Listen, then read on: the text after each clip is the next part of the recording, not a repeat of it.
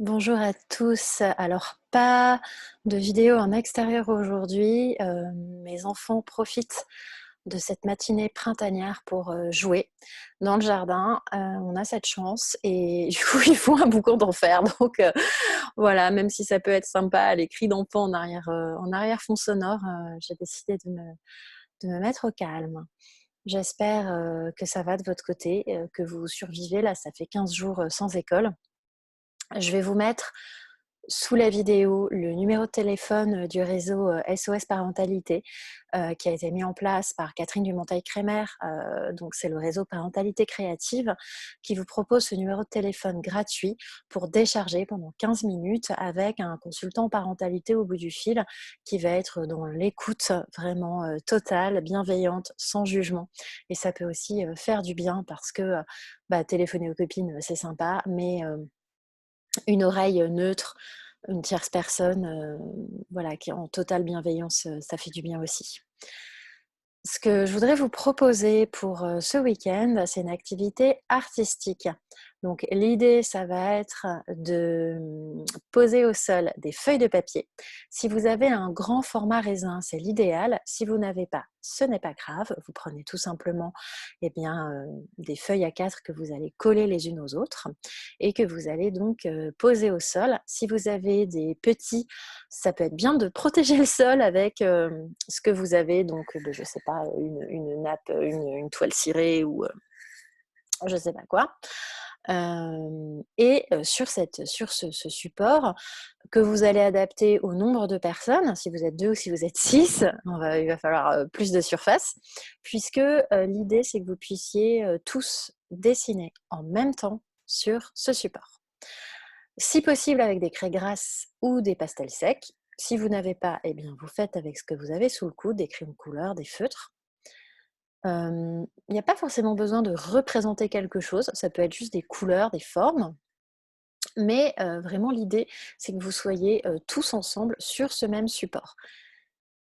C'est intéressant d'observer ce qui se passe en vous et puis pour vos enfants, à ce moment-là.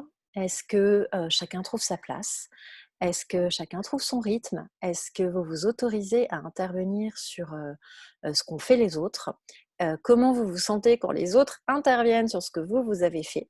Donc tout ça, c'est assez intéressant, à observer et puis, souvent, c'est, la plupart du temps, une activité que les enfants aiment beaucoup. Si certaines personnes dans la famille ne souhaitent pas participer, invitez-les juste à rester présents près du groupe parce que, pour moi, observer, c'est déjà participer. Donc si c'est OK pour tout le monde, qu'il y ait une personne présente sans participer, eh bien, je vous invite à accepter cela parce que encore une fois, vraiment, observer, c'est participer. Juste être présent, c'est une forme de participation. Il faut accepter que pour certaines personnes, il y ait besoin d'un temps comme ça d'observation et puis peut-être qu'au bout de quelques minutes, bien cette personne va, entrer dans la ronde et alors à ce moment-là, il faudra lui faire une place. Une fois que vous avez fait ça au sol, ce que vous pouvez faire dans un deuxième temps, alors pas forcément, dans la foulée, hein, ça peut être, le lendemain ou le surlendemain, c'est de refaire le même exercice, mais cette fois-ci à la verticale. Donc vous allez cette fois-ci scotcher les feuilles sur le mur ou sur une baie vitrée si vous avez, c'est moins risqué que le mur, refaire la même chose mais à la verticale. Et c'est assez intéressant de voir ce qui se passe, d'observer les différences entre le moment où je surplombe mon support et donc je suis au sol et le moment où je suis debout et où j'interviens face à face avec le support.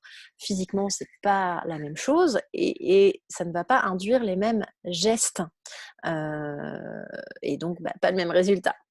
On se positionne pas de la même manière les uns par rapport aux autres aussi quand on est à genoux au-dessus du support ou quand on est debout face au support, les interactions vont pas être les mêmes. Donc c'est assez intéressant si vous avez la possibilité de faire les deux. Et enfin pour finir, j'ai une petite surprise pour vous puisque les 3 premières familles qui m'enverront leur réalisation, une photo de leur réalisation, eh bien ces 3 familles se verront offrir un petit cadeau, même plutôt un joli cadeau. Alors je vous le ferai parvenir après le confinement puisque je vais éviter d'envoyer des courriers en ce moment. Mais en tout cas, voilà. Alors, il s'agit d'un livre de Catherine Dumonteil-Crémer qui vous donne plein d'idées pour jouer avec vos enfants. Si vous avez déjà ce livre, eh bien, je trouverai un autre cadeau à vous faire. Voilà, donc je vous souhaite de belles réalisations. Posez-moi vos questions si mes explications ne sont pas suffisamment claires et envoyez-moi les photos pendant la création, après la création. J'ai hâte de découvrir tout ça. En attendant, je vous souhaite un très bon week-end. À bientôt.